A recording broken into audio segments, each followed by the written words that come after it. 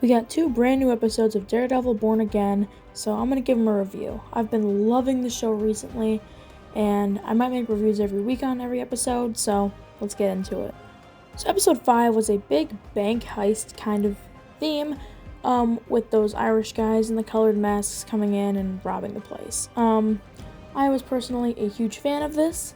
I know a lot of people online have been saying this was a big filler episode for them, but I loved it.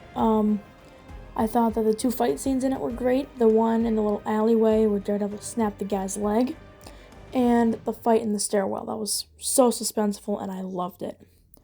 Let's see what else I got in my notes here.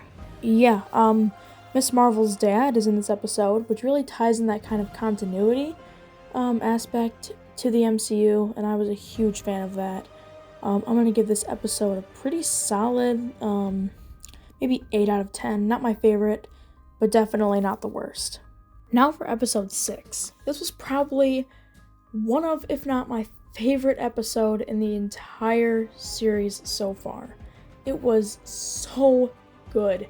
One of the things I really liked that not a lot of people are talking about is the fact that they really showed how powerful Kingpin is as, like, mayor of New York. I loved that whole kind of interconnection there.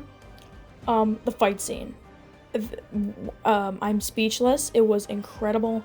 Going back and forth between Adam and Fisk and Daredevil and Muse. Oh my gosh, I loved it.